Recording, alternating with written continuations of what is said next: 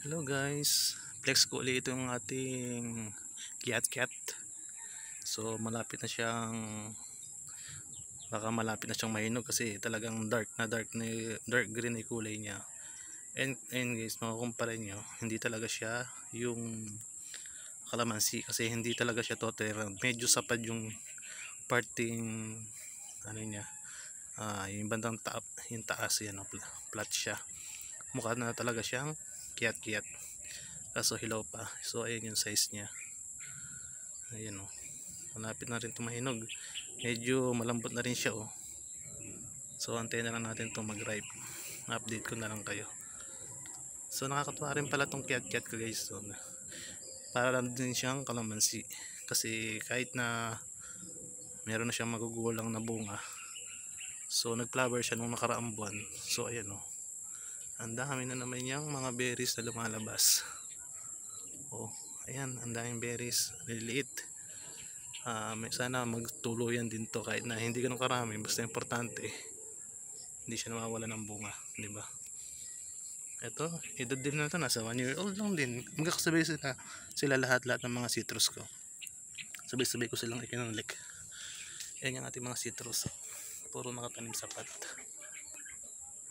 Yan, mga orange, Sagada orange, Satsuna orange, lemon, kiat, perante.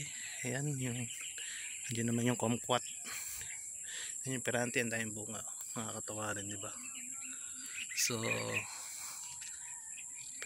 try natin na mag-alaga ng mga citrus. Okay naman, talagang mapapabunga natin. Tsaka mga legit na to. Legit yung kanyang ID or yung pagkakakilanlan. Yan, ang dami yung nabubuong mga berries, pero may nakikita rin ako na naninilaw na sa tingin ko yun yung mga hindi magtutuloy. Ayan o, kiat. So hindi rin lahat ng kasi 3 piraso yung cat ko, ito lang talaga yung masipag na mamunga.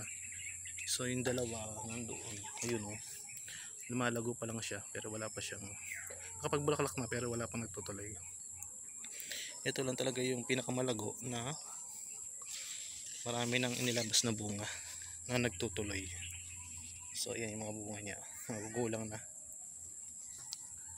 Nakatuwa din dahil per batch niya, sabay-sabay sila. Kaya yung mga maliliit pa na yan, sabay-sabay din niya na maglalakihan. Ang dami niyang maliliit na berries, kaya nakakatuwa talaga. Sobrang bango din ng bulaklak na to nung sila ay nasa bloom period pa. Ang bango ng bulaklak nila. So yun lang guys. Grafted nga pala to, nakikit 1 year old.